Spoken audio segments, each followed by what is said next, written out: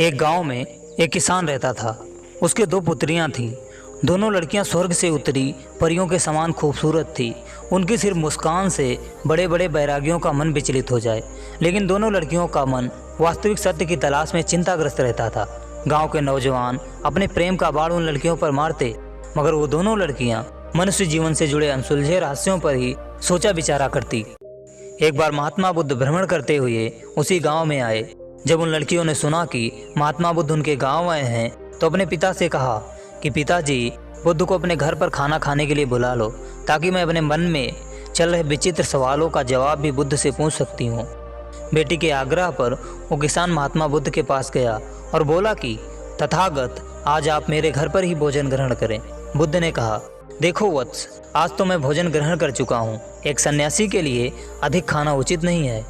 तो किसान ने सच बता ही दिया कि बुद्ध, मेरे दो पुत्रियां हैं जो अनायास ही चिंता में डूबी रहती हैं। उनके मन में विचित्र विचित्र सवाल उठते हैं जिनका उत्तर सिर्फ आपके पास है। मैं तो एक किसान हूँ, मुझे खेती किसानी के अलावा कुछ नहीं आता।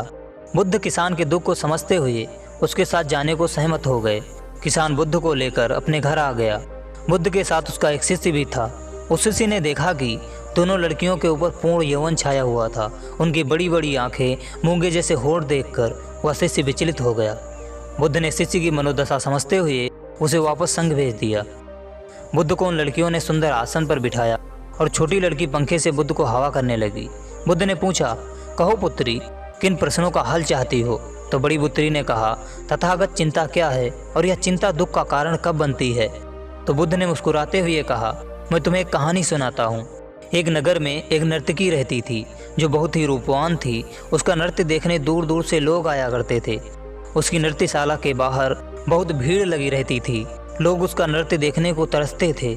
समय के साथ उसकी ख्याति बढ़ती गई। लोग उसकी एक झलक पाने के लिए तरसने लगे। अपनी ख्याति देखकर उस नर्तकी के मन में अहंकार बढ़ने लगा। कमाई भी खूब हो रही थी, जिससे उसके अंदर लालच भी पनपने लगा। धीरे धीरे अधिक धन के लालच में वह धनी लोगों की कामवासना भी तृप्त करने लगी। लोग उसके शरीर के साथ आनंद लेने के लिए मनचाही कीमत चुकाते थे। लेकिन समय बदलता रहा। धीरे धीरे उस नर्तकी का गठीला शरीर ढलने लगा। देखते देखते जहां लाखों लोग उसके दर्शन के लिए तरसते थे, वहीं भूला भटका भी आना बंद हो गया। लोगों के दूर जाते ही उसके अहंकार का दरख्त टूटने लगा। उसकी ख्याति खत्म हो चली थी। अब लोग उसके शरीर के भी पैसे नहीं देते थे। उसका यौवन ढल चुका था, जिससे उसका लालच तिलमिला उठा। उसके बगल में एक नई नर्तकी जो अभी अभी जवान हुई थी, लोग उसके पास जाने लगे और यह उसके अंदर ईर्ष्या का कारण बन गया। समय गुजरता गया और वह अपने पुराने दिनों को सोचते हुए चिंताग्रस्त होती गई और आखिरकार मृत्यु को प्राप्त हो गई। बुद्ध ने कहा, जब हमारे अंदर अहंकार, वासना, लालच, क्रोध, ईर्ष्या बढ़ जाता है, तभी हमारे अंदर चिंता का बीज भी पड़ जाता है। उस नर्तकी की ख्याति खत्म होते ही उसका अहंकार टूटा, जिससे उसे भविष्य की चिंता सताने लगी। उस लड़की ने कहा, लेकिन बुद्ध, चिंता बड़ी कैसे होती है? बुद्ध ने कहा, मेरी बात ध्यान से सुनो। जब मनुष्य अहंकार, लालच, ईर्ष्या, डर या वासनाग्रस्त होता है, तो वह उन चीज़ों के बारे में बार बार सोचने लगता है जो उसके नियंत्रण में नहीं है, और अपना पूरा ध्यान एक गलत विचार पर केंद्रित कर देता है, जिससे वो विचार ही चिंता का रूप ले लेता है।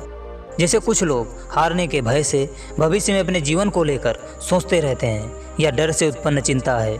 कुछ लोग वासनाग्रस्त होकर दिन रात लड़कियों के बारे में सोचते हैं, या वासना से उत्पन्न चिंता है।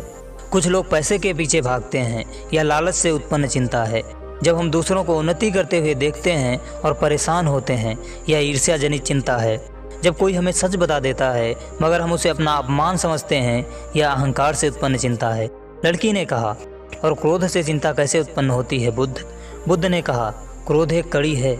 जब हमारी इच्छाएं अधूरी रह जाती हैं, तब क्रोध उत्पन्न होता है। क्रोध से चिंता नहीं, बल्कि चिंता से क्रोध उत्पन्न होता है। चिंता के बाद मनुष्य क्रोधग्रस्त होता है, और यह क्रोध ही दुख है। इसी समय चिंता दुख का कारण बन जाती है। लड़की ने नजरें झुकाते हुए कहा, इसका कोई समाधान भी है क्या बुद्ध? बुद्ध ने कहा, अवश्य पुत्री, संसार में हर समस्या का समाधान है।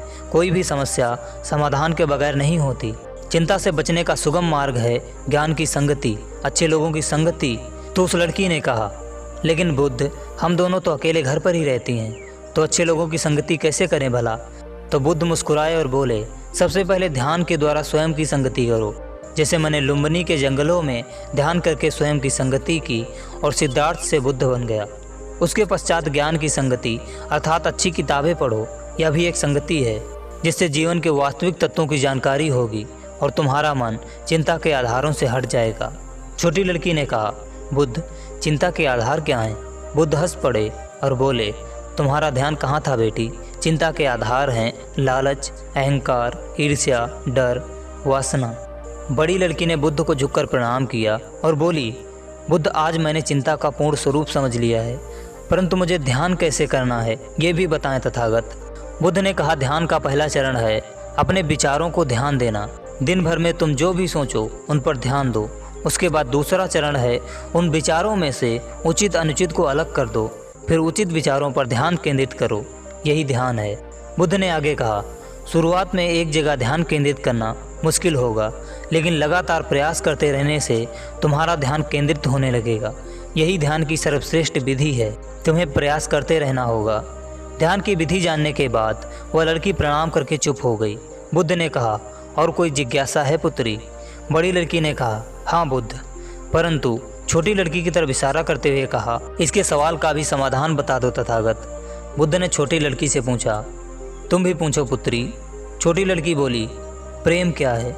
बुद्ध, सुंदरता और कामुकता का प्रेम से क्या संबंध है? क्योंकि गांव के लड़के मेरे लिए प्रेम का प्रस्ताव भेजते हैं। उनके मन में सिर्फ प्रेम है या सिर्फ कामवासना है या कामवासना से लिप्त प्रेम है? बुद्ध मुस्कुराते हुए बोले कि मानव जीवन का सबसे विचित्र और रहस्यमयी प्रश्न पूछा है तुमने पुत्री। मैं तुम्हारी इतनी गहरी जिज्ञासा को प्रणाम करता हूँ।